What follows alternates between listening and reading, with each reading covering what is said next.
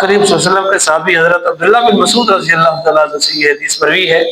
آقا کریم صلی اللہ علیہ وسلم فرماتے ہیں راجل عطاہ اللہ مالا فسلط علی ہلاکتہ فی الحق،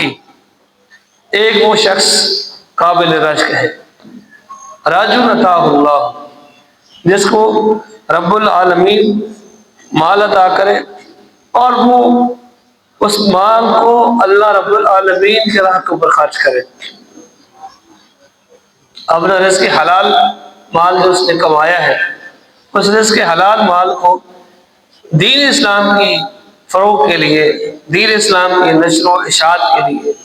دین اسلام کی بلندی کے لیے اور اللہ رب العالمین کی رضا حاصل کرنے کے لیے اپنے مال کو لگاتا ہے، اپنے مال کو خرچ کرتا ہے، تو ایسا شخص جو ہے اللہ رب العالمین کی بارگاہ میں قابل رشک ہے، اس کو آقا کریم صلی اللہ علیہ وسلم نے قابل رشک کہا ہے۔ وَرَجُلٌ عَطَاهُ اللَّهُ مَالًا فَسُلِّطَ عَلَىٰ هَلَكَتِهِ فِي الْحَقِّ، جو اللہ کے راہ کے اوپر کیا کرتا ہے، مال خرچ کرتا ہے اور رب ذوالجلال کی کتاب کا جو ہے وہ فیض دوسرے لوگوں تک جو ہے وہ پہنچاتا ہے، تو یہ شخص جو ہے قابل رشک ہے۔ دوسرا، آقا کریم صلی اللہ علیہ وسلم نے ارشاد فرمایا کہ دوسرا شخص جو قابل رشک ہے، وَرَجُلٌ عَطَاهُ اللَّهُ الْحِكْمَةَ فَهُوَ يَقْضِي وَيُعَلِّمُهَا، ایسا شخص جس کو اللہ رب العالمین کیا دے، علم عطا کرے، حکمت عطا کرے، اور وہ فَهُوَ يَقْضِي، اور وہ اپنے علم کے مطابق فیصلے بھی کرے، وَيُعَلِّمُهَا، اور لوگوں کو سکھائے بھی صحیح، قرآن سکھائے، حدیث سکھائے، لوگوں کو شعور جو ہے وہ عطا کرے، تو یہ دو لوگ جو ہیں جو قابل رشک ہے، جن کو آقا کریم صلی اللہ علیہ وسلم نے اور حضور اکرم صلی اللہ علیہ وسلم نے اور رب العالمین نے عزت جو ہے وہ عطا فرمائی ہے۔ آپ لوگ ماشاءاللہ قابل عزت اور قابل رشک ہیں کہ جتنا اللہ نے آپ کو عطا کیا ہے وہ مال اللہ رب العالمین کی راہ کے اوپر خرچ کرتے ہیں،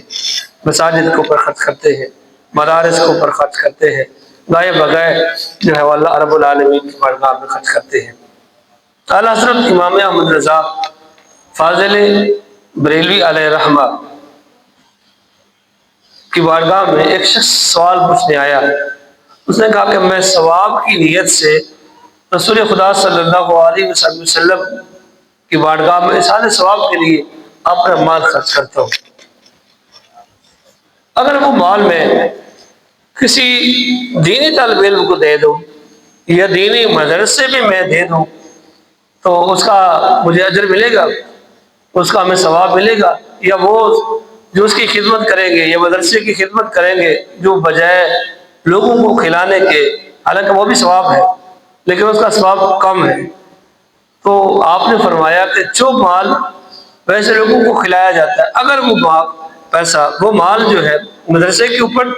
یا دین پڑھنے والے طلباء کے اوپر کیا کیا جائے، خرچ کیا جائے، تو اللہ تعالیٰ اس کی نیکیوں میں اضافہ کر دیتا ہے اور بڑھا دیتا ہے۔ پھر آپ نے جو فتویٰ دیا، جو مسئلہ اس کو سمجھایا،